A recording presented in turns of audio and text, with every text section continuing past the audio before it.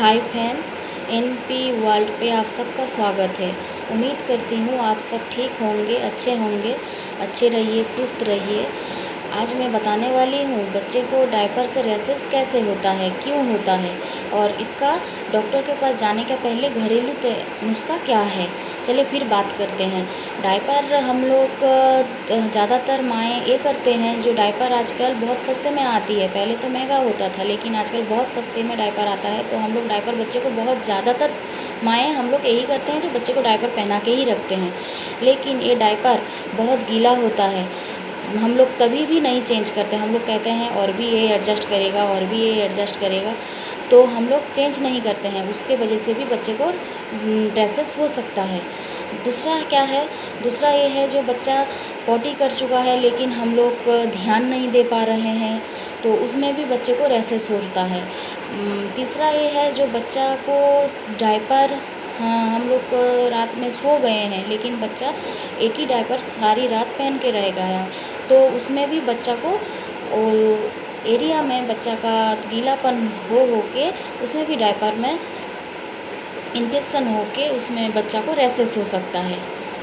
चौथा क्या है, जो हम लोग कहीं भी गए हैं बाहर घूमने, एक बैग में डायपर नहीं लेके गए, लेकिन बच्चा का पेशाब करके बहुत ही ओवर हो गया, लेकिन हम लोग चेंज नहीं कर पा रहे हैं क्योंकि हम लोग के पास डायपर है नहीं है। तो हम लोग को क्या करना है कि बैग में एक डायपर ज़रूर लेके जाना है। अब तो ये सब हो गया, इतना सब तरीका डायपर नहीं चेंज करने के वजह से हुआ है, लेकिन हम लोग कभी कभी क्या करते हैं, डायपर अच्छा टाइम पे चेंज करके उसको क्लीन करते हैं, लेकिन तभी भी रैशेस हो ही जाता है। लेकिन क्यों? क्योंकि हम लोग के पास जो वाइप्स होता है वो कभी लोकल रहता है, कभी ब्रांडेड रहता है, लेकिन हम लोग आजकल ज़्यादातर महिलाएं ये करती हैं, जो कम में हो रहा है ये हम ले लें, लेकिन बच्चा का जो चीज़ लेना है वो अच्छा क्वालिटी का लेना है। वाइप्स में भी कुछ ऐसा रहता है कि वो बच्चे को यूज करने के बाद हम लोग क्या करते हैं, वो बच्चा को यूज़ तो कर चुके हैं, लेकिन उसमें के बाद भी ये रैशेस निकल रहा है, लेकिन हम लोग समझ नहीं पा रहे हैं। कभी कभी ऐसा भी होता है। फिर क्या होता है, जो डायपर हम लोग यूज कर रहे हैं, यूज़ तो हो ही गया, फिर कभी ये भी होता है 5 या 6 महीने का बच्चा को हम लोग कुछ खाना खिला रहे हैं, घरेलू नुस्खे से कुछ तरह बना के खिला रहे हैं, लेकिन उसमें कुछ ऐसा है जो बच्चे को सूट नहीं कर पा रहा है, उसके लिए भी रैशेस हो सकता है, लेकिन हम लोग समझते नहीं हैं। हम लोग डॉक्टर के पास चले जाते हैं।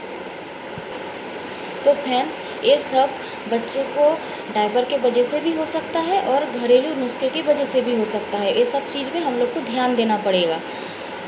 इसीलिए डॉक्टर के पास जाने से पहले हम लोग को ये करना है कि बच्चे का उस एरिया पर अच्छे से पाउडर लगा के, अच्छा वाइप्स यूज करके हम लोग को पहले उसको रेडी करना है, फिर हम लोग को डॉक्टर के पास जाना पड़ेगा।